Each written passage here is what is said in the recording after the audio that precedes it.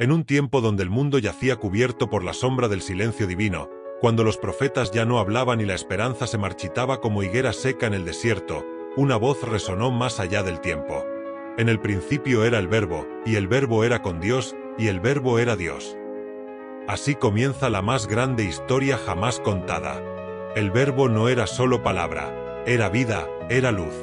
Y esa luz brillaba en medio de las tinieblas. Pero el mundo, con ojos entenebrecidos por siglos de confusión, no pudo reconocerlo. Hasta que llegó un hombre enviado por Dios, Juan el Bautista, un heraldo en el desierto, un relámpago que cortaba la oscuridad con su clamor. Preparad el camino del Señor, enderezad sus sendas. Los fariseos murmuraban. Los escribas se incomodaban. ¿Quién era este hombre cubierto de piel de camello que hablaba con tanta autoridad? Pero Juan no hablaba por sí mismo. Él solo era la antorcha que anunciaba el fuego. Aún no sabían que el fuego mismo caminaba ya entre ellos, disfrazado de carpintero, oculto en la carne de un Galileo. Y fue una tarde, a la orilla del Jordán, cuando la historia cambió para siempre. Juan alzó la vista, y allí lo vio. No era un rey montado en caballo, ni un guerrero con espada. Era un hombre humilde, de mirada profunda como los cielos. He aquí el Cordero de Dios, que quita el pecado del mundo. Los cielos se abrieron, y una paloma descendió sobre él. El agua tembló. El viento enmudeció. Y desde lo alto, una voz tronó como nunca antes. Este es mi Hijo amado, en quien tengo complacencia. Y así, el Verbo eterno entró en la historia de los hombres, no como una ley, no como una profecía, sino como carne y hueso, como salvación viva. Y mientras Juan lo señalaba ante sus discípulos, dos de ellos lo dejaron todo y comenzaron a seguirlo. Uno de ellos se llamaba Andrés, pero el otro sería testigo de milagros, de misterios, de la cruz, y escribiría este relato para que el mundo creyera. Su nombre era Juan, y fue allí, junto al río, donde empezó la revolución de la luz. El río aún murmuraba entre juncos cuando Andrés corrió a buscar a su hermano, con los ojos iluminados como quien ha visto la gloria. Lo encontró trabajando, y sin respirar le dijo: «Hemos hallado al Mesías». Simón dejó caer sus redes. No necesitó más palabras. Aquel día, las redes quedaron vacías, pero su corazón se llenó de un fuego que no se apagaría jamás. Jesús lo miró por primera vez. Una mirada que no solo veía el presente, sino el destino. «Tú eres Simón, hijo de Jonás, pero desde ahora te llamarás Cefas», que quiere decir Pedro. No era solo un cambio de nombre. Era un llamado. Una promesa. Una roca que algún día soportaría el peso del reino. Y así comenzó todo, con pasos sencillos por caminos polvorientos de Galilea. Pronto se unieron más: Felipe, quien no dudó ni un instante, y Natanael, que al principio fue escéptico. ¿De Nazaret puede salir algo bueno?, preguntó con ironía. Pero cuando Jesús lo llamó por su nombre, describiendo con exactitud lo que había hecho en secreto bajo una higuera, su incredulidad se desmoronó. «Rabí, tú eres el Hijo de Dios. Tú eres el Rey de Israel». Jesús solo sonrió, como quien sabe que lo mejor aún está por venir. «¿Crees por esto? Verás cosas mayores que estas. Verás el cielo abierto, y a los ángeles de Dios subir y bajar sobre el Hijo del Hombre». El destino ya había sido trazado. Como una antorcha encendida en la noche, Jesús caminaba hacia su primer gran señal.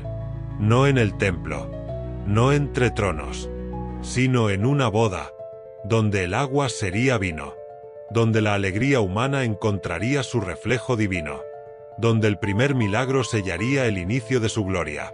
Y fue en Caná de Galilea, donde la gloria empezó a desbordarse en cántaros de gozo. 3 días después, llegaron a un pequeño pueblo escondido entre colinas, Caná de Galilea. Allí se celebraba una boda. Risas, danzas, pan caliente y vino que fluía como ríos de alegría. Jesús había sido invitado, junto con su madre y sus nuevos discípulos. Nadie sabía que en esa boda, el cielo tocaría la tierra.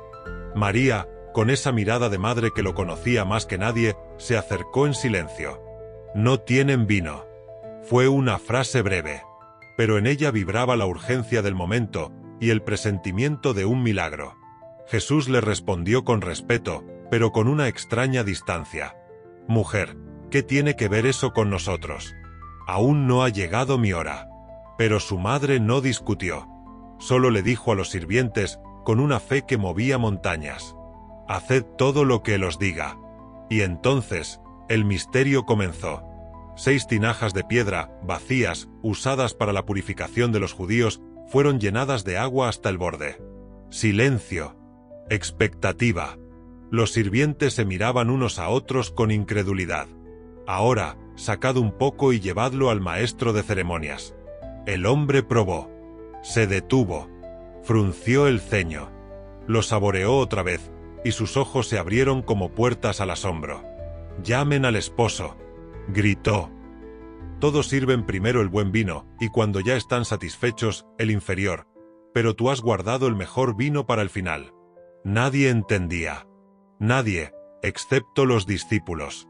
Porque ellos sabían que el agua no había sido solo transformada, había sido transfigurada. Lo ordinario se había vuelto eterno. Y ellos creyeron. El Verbo, que al principio dijo «hágase la luz», ahora decía sin palabras: «hágase la fe». Y así, en Caná, la gloria de Dios comenzó a derramarse, no como juicio, sino como alegría embriagadora, como vino nuevo para corazones sedientos. La ciudad santa hervía de actividad. Jerusalén estaba vestida de fiesta por la Pascua. Multitudes llegaban de todas partes. El templo, joya de Israel, se alzaba como una montaña de mármol y oro, pero en su interior algo sagrado había sido profanado. Jesús subió con sus discípulos, como cualquier peregrino. Pero sus ojos no vieron solo piedras ni incienso, vieron la injusticia disfrazada de devoción. Allí estaban los cambistas, contando monedas con manos codiciosas. Allí los vendedores, regateando el precio de palomas como si el perdón pudiera ser comprado. El lugar donde debía habitar la presencia de Dios, era ahora una feria de intereses. Jesús no habló al principio. Solo miró. Pero su mirada ardía como llama contenida.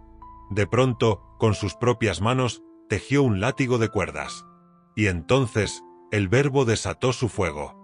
Volteó las mesas, las monedas rodaron como lluvia metálica. Las palomas volaron en espanto. Los animales corrieron entre gritos. El bullicio se volvió caos. Y en medio del estruendo, su voz retumbó como trueno en un cielo despejado: «Quitad esto de aquí. No hagáis de la casa de mi padre una casa de mercado». Los discípulos lo observaban, atónitos, pero en sus corazones resonaron las antiguas escrituras: «El celo por tu casa me consume». Los líderes del templo, humillados, se acercaron con ira y temor. «¿Con qué señal haces esto? ¿Qué autoridad tienes?».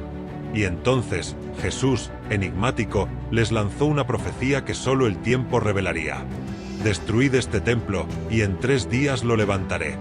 Se burlaron. 46 años se tardó en construirlo, ¿y tú lo levantarás en 3 días? Pero él no hablaba de piedras ni columnas. Hablaba de su cuerpo. De un sacrificio que cambiaría el mundo. De un templo vivo que sería derribado y resucitado.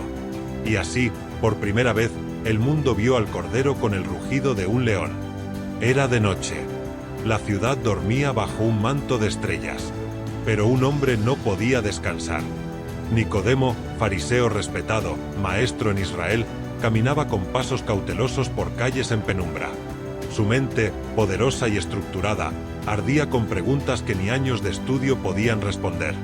Había visto a Jesús en el templo. Había escuchado su voz. Y algo dentro de él se removía, como si su alma despertara por primera vez. Llegó hasta la casa donde Jesús reposaba. Llamó suavemente. Y cuando se encontró cara a cara con el Maestro, no pudo evitar la reverencia. «Rabí, sabemos que vienes de Dios, porque nadie puede hacer las señales que tú haces si Dios no está con él». Pero Jesús no esperó más cortesías. Le habló directo al Espíritu. De cierto te digo, el que no nace de nuevo no puede ver el reino de Dios». Nicodemo frunció el ceño. ¿Nacer de nuevo? ¿Cómo puede un hombre nacer siendo viejo? ¿Acaso puede entrar otra vez en el vientre de su madre? Jesús sonrió levemente, pero su voz era seria. De cierto te digo, el que no nace del agua y del Espíritu no puede entrar en el reino de Dios. Lo que nace de la carne, carne es. Lo que nace del espíritu, espíritu es. El viento soplaba fuera, moviendo suavemente las ramas. Jesús los señaló. El viento sopla donde quiere, y oye su sonido, pero no sabes de dónde viene ni a dónde va. Así es todo el que nace del espíritu. Nicodemo se quedó en silencio. Toda su teología temblaba. ¿Cómo puede ser esto?, susurró. Y entonces, Jesús reveló uno de los secretos más gloriosos jamás pronunciados. Así como Moisés levantó la serpiente en el desierto, así también es necesario que el Hijo del Hombre sea levantado, para que todo aquel que en él cree no se pierda, sino que tenga vida eterna. Porque de tal manera amó Dios al mundo, que dio a su único Hijo, para que todo el que cree en él no se pierda, sino que tenga vida eterna. Nicodemo llegó buscando respuestas. Y se encontró con el corazón del cielo. Y mientras la noche lo envolvía de nuevo, llevaba dentro de sí la luz de una verdad que no se apaga. El sol caía con todo su peso sobre el desierto de Samaria. Los discípulos habían ido a buscar alimento, pero Jesús, cansado del camino, se sentó junto al antiguo pozo de Jacob. Allí, bajo el mediodía ardiente, se acercó una mujer. No vino con amigas. No vino al amanecer. Vino sola, porque su historia la mantenía a la sombra del rechazo. Jesús le habló. Solo 2 palabras, pero suficientes para derribar siglos de prejuicio. Dame de beber. Ella lo miró, confundida. Tú, siendo judío, ¿me pides a mí, mujer samaritana, que te dé de beber? Jesús le respondió con algo que ella no esperaba. Si conocieras el don de Dios, y quién es el que te dice dame de beber, tú le pedirías, y él te daría agua viva. La mujer se burló un poco. Señor, no tienes con qué sacar agua, y el pozo es hondo. ¿De dónde sacarás esa agua viva? Pero Jesús hablaba de otro pozo, uno que no se seca. El que beba de esta agua, volverá a tener sed. Pero el que beba del agua que yo le daré, no tendrá sed jamás. Será en él una fuente que brota para vida eterna. El corazón de la mujer se estremeció. Señor, dame de esa agua, rogó. Jesús, entonces, tocó la herida abierta con ternura divina. Ve, llama a tu marido. Ella bajó la mirada. No tengo marido. Bien has dicho, respondió Jesús. Has tenido 5, y el que ahora tienes no es tu marido. Esto has dicho con verdad. El pasado que ella ocultaba, él lo conocía todo. Y aún así, la hablaba con respeto, con gracia. Ella temblaba, no de miedo, sino de revelación. Veo que eres profeta. Y en esa conversación, Jesús le reveló algo que no había dicho a nadie más, ni siquiera a los líderes judíos. Yo soy el que habla contigo. Yo soy el Mesías. En ese instante, lo invisible se volvió evidente. Lo improbable se volvió profecía cumplida. Ella dejó su cántaro, porque ahora era ella la que estaba llena. Corrió al pueblo, gritando por las calles. Venid, he encontrado a un hombre que me ha dicho todo lo que he hecho. ¿No será este el Cristo? Y en Samaria, tierra marginada, el agua viva empezó a brotar, primero en una mujer, luego en un pueblo entero. Jesús regresó a Galilea, donde ya corría la voz de lo que había hecho en Jerusalén. Muchos venían por curiosidad, otros por interés. Pero entre ellos, uno llegó con urgencia desesperada. Un hombre bien vestido, de mirada agotada, se abrió paso entre la multitud. Era un oficial del rey, acostumbrado a mandar, pero ese día solo suplicaba: Señor, baja conmigo antes que mi hijo muera. Está a punto de partir, y tú eres su única esperanza. Jesús lo miró profundamente. No con frialdad, sino con verdad. Si no veis señales y prodigios, no creeréis. El hombre, lejos de ofenderse, cayó aún más en su súplica. Señor, baja antes de que mi pequeño muera. Y entonces, con una calma que rompía toda lógica, Jesús no se movió un paso. No necesitaba hacerlo. Solo dijo: Ve, tu hijo vive. Eso fue todo. Una frase. Y en ese momento, el hombre decidió creer. No tenía prueba. No escuchó confirmación. Solo una palabra y un corazón que confiaba. Volvió a casa. Horas de camino. Horas de silencio. Pero algo ardía dentro de él, esperanza.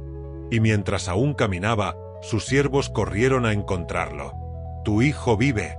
Se recuperó. El oficial se detuvo. Su voz temblaba. ¿A qué hora comenzó a mejorar? Ayer, a la hora 7, la fiebre lo dejó.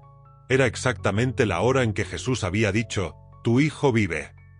El hombre cerró los ojos. No solo porque su hijo estaba sano, sino porque su alma había despertado. Y desde ese día, él y toda su casa creyeron. Así, Jesús mostró que su poder no tiene límites, ni por distancia, ni por tiempo. Solo por la dureza del corazón. En Jerusalén, junto a la Puerta de las Ovejas, había un estanque rodeado de columnas y enfermos. El lugar se llamaba Betesda, Casa de Misericordia, aunque para muchos era más bien una prisión de espera. Allí yacían ciegos, cojos, paralíticos, esperando el movimiento del agua. Se decía que un ángel descendía de vez en cuando, y el primero en entrar era sanado. Pero para muchos, ese milagro siempre le pasaba a otro. Y entre todos, había uno. Un hombre que llevaba 38 años postrado. Jesús llegó y caminó entre los enfermos, pero su mirada se detuvo en él. No por lástima, sino porque sabía que era el día del cumplimiento. Jesús se inclinó y le preguntó algo que resonó como trueno. ¿Quieres ser sano? El hombre lo miró, cansado. Señor, no tengo quien me meta al estanque cuando el agua se agita. Siempre llega otro antes que yo. Pero Jesús no habló del agua, habló de fe y decisión. Levántate, toma tu lecho, y anda. No hubo música celestial. No descendió ángel. Solo una orden divina, y una voluntad que se despertó. Y al instante, los músculos dormidos cobraron vida. El hombre se incorporó, tomó su cama y caminó. Después de 38 años de derrota, el primer paso fue obediencia. Pero era día de reposo. Y los fariseos, en lugar de asombrarse por el milagro, se indignaron por la violación del sábado. El hombre les dijo, «El que me sanó, me dijo que caminara. ¿No lo haría yo?». Más tarde, Jesús lo encontró en el templo. Le habló de nuevo, esta vez al alma. «Ya has sido sanado. No peques más, para que no te venga algo peor». Porque la sanidad física era solo el inicio. Lo más grande era restaurar el espíritu. Y así, Betesda dejó de ser un lugar de espera, para convertirse en testimonio viviente del poder que transforma con solo una palabra. Las multitudes lo seguían. Habían visto milagros, habían escuchado enseñanzas, y ahora lo buscaban también por necesidad. Jesús cruzó el mar de Galilea y subió a un monte. Lo rodearon miles. 5.000 hombres, sin contar mujeres ni niños. Y el día estaba por terminar. Los discípulos estaban inquietos. «Señor, despídelos para que vayan a comprar comida». Pero Jesús los miró con una chispa en los ojos. «Denles ustedes de comer». Felipe hizo cálculos mentales. Andrés trajo a un muchacho con 5 panes de cebada y 2 peces. Nada ante tal multitud. Pero Jesús tomó lo poco y lo elevó al cielo. Dio gracias. Partió. Y repartió. Y lo que era insuficiente se volvió abundante. Los panes se multiplicaron. Los peces no se acababan. Y cuando todos comieron hasta saciarse, sobraron 12 cestas. Una por cada discípulo incrédulo. Una para cada duda. El pueblo estaba eufórico. Querían hacerlo rey. Pero Jesús se retiró, porque él no vino a saciar un hambre pasajera, sino a ofrecer algo eterno. Al día siguiente, lo buscaron otra vez. Y él no los entretuvo con más comida. Les habló con fuego. «Vosotros me buscáis no porque visteis señales, sino porque comisteis el pan y os saciasteis. No trabajen por la comida que perece, sino por la que a vida eterna permanece». Y entonces, dejó caer una revelación que estremeció la multitud. «Yo soy el pan de vida. El que a mí viene, nunca tendrá hambre. Y el que en mí cree, no tendrá sed jamás». Muchos se escandalizaron. ¿Comer su carne? ¿Beber su sangre? ¿Qué clase de enseñanza era esta? Pero Jesús no suavizó su mensaje. «El que come mi carne y bebe mi sangre, tiene vida eterna. y yo lo resucitaré en el día final. Y muchos dejaron de seguirlo. Solo los verdaderamente hambrientos permanecieron. Jesús miró a los 12. ¿También ustedes quieren irse? Pedro, con el corazón desnudo, respondió lo que todos los fieles han dicho desde entonces. Señor, ¿a quién iremos? Solo tú tienes palabras de vida eterna. Y así, entre la multitud y la duda, nació la fe de los que, aun sin entenderlo todo, sabían que Jesús era más que pan, era el Salvador. En una pequeña aldea llamada Betania, vivía un hombre llamado Lázaro, junto con sus hermanas Marta y María. Eran más que seguidores, eran amigos de Jesús. Un día, Lázaro enfermó gravemente. Las hermanas enviaron un mensaje urgente. Señor, el que amas está enfermo. Pero Jesús, al oírlo, no corrió. No se alarmó. Esta enfermedad no es para muerte, sino para la gloria de Dios. Pasaron 2 días. Y entonces dijo: Vamos a Judea. Lázaro duerme. Voy a despertarlo. Los discípulos, confundidos, dijeron: Señor, si duerme, se recuperará. Pero Jesús fue claro: Lázaro ha muerto. Y me alegro por vosotros, para que creáis. Cuando llegaron a Betania, hacía ya 4 días que Lázaro yacía en la tumba. Marta salió al encuentro. Señor, si hubieras estado aquí, mi hermano no habría muerto. Jesús la miró con compasión, pero también con poder. Tu hermano resucitará. Sí, Señor, en la resurrección, en el día postrero. No. Yo soy la resurrección y la vida. El que cree en mí, aunque esté muerto, vivirá. ¿Crees esto? Y en medio del dolor, Marta respondió con fe: Sí, Señor. Yo he creído que tú eres el Cristo, el Hijo de Dios. Jesús se acercó a la tumba. Vio llorar a María y a los demás. Y lloró también. No por falta de fe, sino por amor. Por el dolor de un mundo quebrado por la muerte. Entonces, ordenó quitar la piedra. Marta dudó. Señor, hiede ya. Lleva 4 días. ¿No te dije que si crees, verás la gloria de Dios? Y Jesús, alzando los ojos, oró al Padre, y luego gritó con voz de trueno: Lázaro, ven fuera. El silencio fue absoluto. Y entonces, se oyó un movimiento. Lázaro salió, envuelto en vendas, los pies y las manos atados por lienzos. Vivo. Restaurado. Libre. Desátenlo y déjenlo ir. Las lágrimas se convirtieron en alabanza. El duelo en danza. Y la muerte, en testigo de que Jesús tiene autoridad total sobre el sepulcro.